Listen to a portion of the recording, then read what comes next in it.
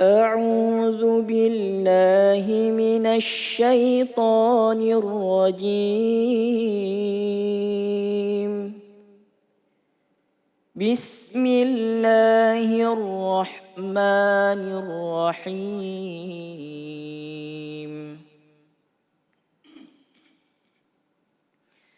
يا أيها الذين آمنوا لا يحل لكم أن ترثوا النساء كرها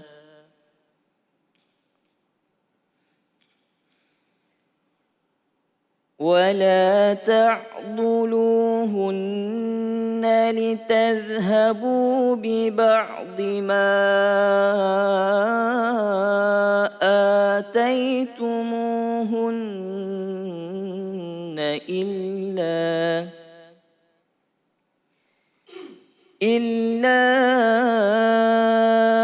أن يأتين بفاحشة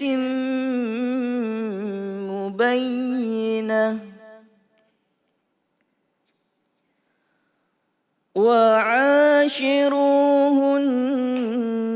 بالمعروف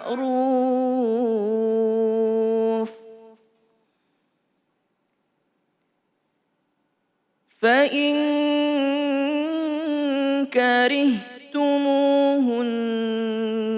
فعسى أن تكرهوا شيئا ويجعل الله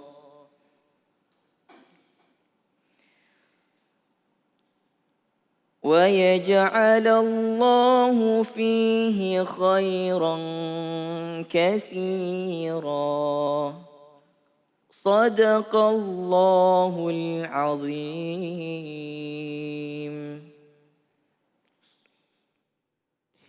Maha benar Allah dengan segala firman-Nya. Terima kasih Maulidar, Masya Allah ya. Dan langsung aja kita akan bertemu dengan guru kita yang dimuliakan Allah Subhanahu Wa Taala. Dai berjuta pemirsa, Kiai Haji Agus Termawan. Assalamualaikum Kiai. Waalaikumsalam warahmatullahi wabarakatuh. Masya Allah, sehat Kiai. Ali Zainal Shahab. Masya Allah. Sehat. Matching kita nih guru nih. Kayak janjian ya. Iya, Masya Allah. Baik, Kiai, ini temanya nih sebenarnya sakral nih kalau aku bilang. Ya.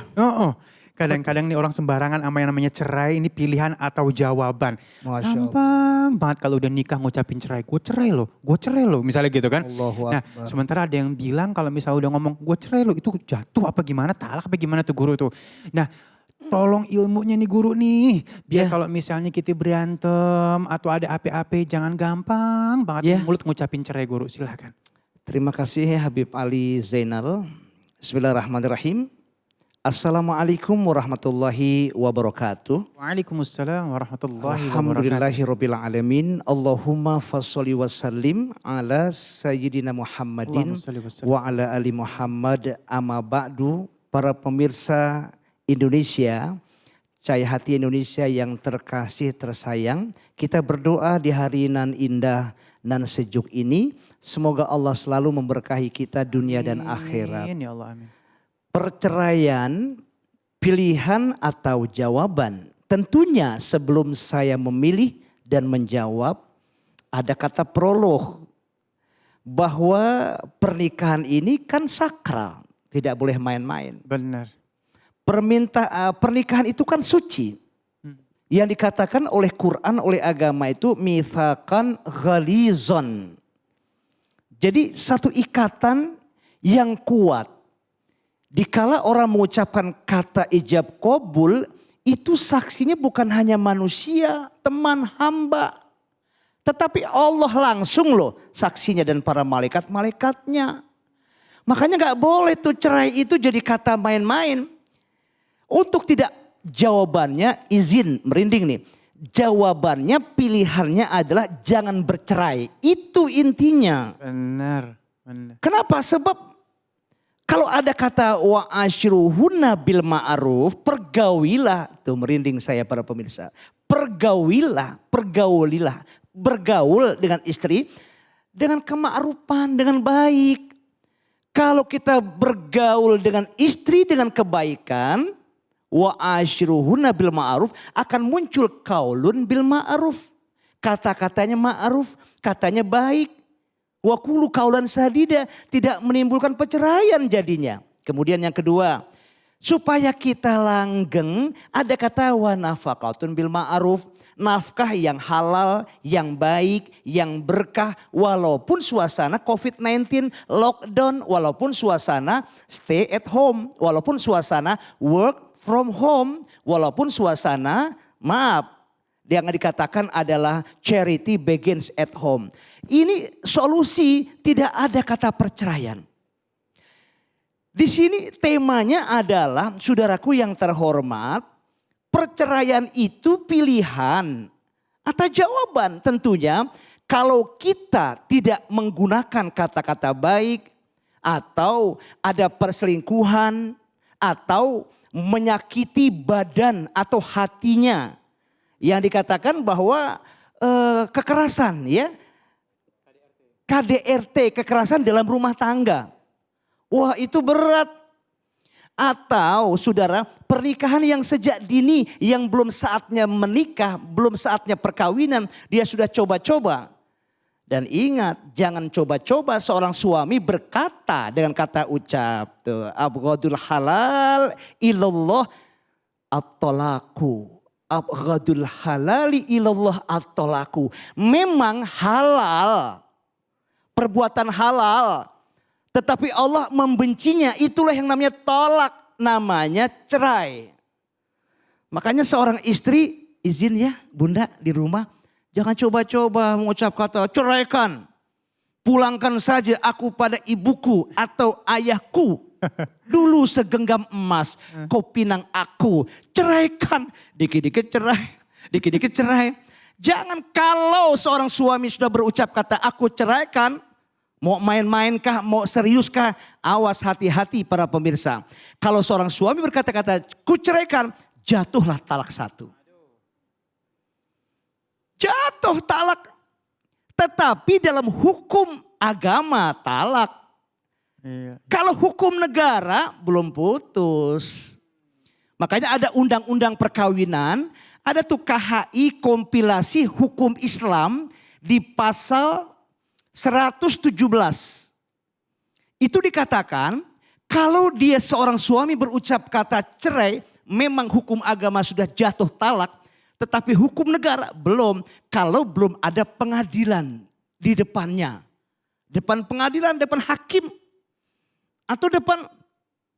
Nah, di pasal 129, 130, 131 itu pasal-pasal itu dalam hukum kompilasi hukum Islam itu harus dibuatnya dulu permohonan kepada pengadilan dan harus juga dihadirkan dan harus juga dibuatnya di tempat di mana perempuan itu di tempat tinggal.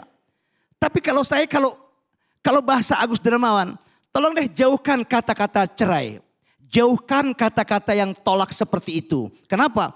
Karena kalau tolak itu, kalau yang namanya perceraian itu memang boleh-boleh saja halal. Tetapi kalau menyakitkan dan tidak bisa dipersatukan lagi biasanya, Abang Ustadz Habib Ali, kalau orang mau bercerai datang ke sebuah pengadilan kantor urusan agama, dia tidak, malah disuruh pulang kok, berpikir dulu. Tolong pikir-pikir dulu. Nah, saudara yang terhormat, kalau kita niatnya nikah karena Allah, karena agama, percaya deh, dia sampai tidak hanya kematian yang memisahkanku, tetapi antil jannah. Masya Allah, merinding lagi saya. Sampai di surga, dia bisa reunian, dia berjumpa di hadapan istri, di hadapan suami, di hadapan anak-anak. Saya takut kalau perceraian itu terjadi timbang karena lockdown. Timbang karena tidak punya, maaf ya, tidak punya uang sedikit saja, maka banjir orang yang perempuan, maaf izin, menggugat cerai. Subhanallah. Hari ini mari sama-sama kita tanamkan wa ashiruhunna bil ma'ruf. Ayo pergauli istrimu dengan kebaikan dan kesolehan. Saya yakin kalau itu sudah didambakan, dilakukan oleh seorang pria yang dikatakan take and give, memberi dan menerima, give and give, memberi dan memberi. Saya yakin harus ada iman, takwa dan akhlakul karimah. Wa qulu qaulan sadida. Indah. Jauhkan perceraian itu. Terkadang saya menangis kalau seorang ibu berpisah dengan seorang ayah, suami istri berpisah dan anak-anak terbengkalai, kemana papa, kemana mama. Padahal itu adalah kesalahan bagi suami dan istri. Mungkin suami nakal, berselingkuh terus di mana-mana. Mungkin suami izin bermain judi di mana-mana. Mungkin suami selalu menjatuhkan, sakitkan hati bahkan dengan pukulan tangan. Kekerasan dalam rumah tangga. Mungkin itu yang dilakukan. Sehingga seorang istri tidak kuat lagi. Aku tak kuat lagi. Hanya lapor ngadu kepada Allah. Daripada aku mati meninggal wafat karena ini. Lebih baik ya Allah izinkan aku untuk bercerai. Maka hal itu apalagi seorang suami bisa meninggalkan istri sampai 3 bulan berturut-turut. Seorang suami meninggalkan istri 3 bulan berturut-turut bahkan sampai 2 tahun juga berturut-turut. Bahkan menyakiti badannya, jasmani, bahkan hatinya disakiti. Maka boleh-boleh saja dia untuk melakukan hal talak. Oleh karena itu kalaulah itu terjadi seorang istri mengadukan kepada pengadilan. Dan pengadilan itu maka seorang istri memberikan hanya iwat itu pengganti 10.000 saja. Dan hal itu mendukung untuk perpisahan. Kenapa? Karena menyakitkan segalanya. Tidak hanya rohaninya, tidak hanya badannya. Semua terjadi bikin sakit hati. Oleh karena itu, tapi usul Agus Dermawan tidak lain adalah hindari hal yang seperti itu. Lebih baik wat toibatu li toibin, wat toibuna li toibat. Bahwa laki-laki perempuan yang baik, cocoknya laki yang baik. Dan laki suami yang baik cocoknya buat istri juga yang solehah. Amin insya Allah. Masya Allah. Cakep. Cakep ya. Jadi jangan gampang-gampang ngomongin cerai ya. Nah, baik, guru ini ada pertanyaan alhamdulillah dari @udp. UDP apa kabar nih ya. Baik, bagaimana hukumnya dalam Islam jika suami tidak mencampuri istri selama 3 bulan? Apakah ada jalan keluar untuk permasalahan tersebut? Oh 3 bulan suami gak mencampurin istrinya guru. Jawabannya sayang banget kali ya. Sayang ya. Iya. Ada apa nih? Ada apa ya? Ada udang di balik bakwan. Para pemirsa, mungkin suami sedang safar. Mungkin perjalanan untuk ibadah. Mungkin safar perjalanan mencari nafkah. Kalau itu istrinya ridho dan suaminya kerja keras pun ridho, it's okay, tak masalah, nggak apa-apa. Nah itu karena darurat. Beda kalau suami dia berjalan tanpa ada sesuatu hal yang penting. Kemudian meninggalkan istri 3 bulan membiarkan tanpa diberikan nafkah juga. Kemudian dibiarkan tidak ada lahir batinnya. Dan istri itu tidak ridho. Dan mengadukan kepada pengadilan. Yang saya katakan tadi, maka pengadilan itu merestui, itu pun juga sigot taklik yang dibacakan oleh suami pada saat pernikahan tuh.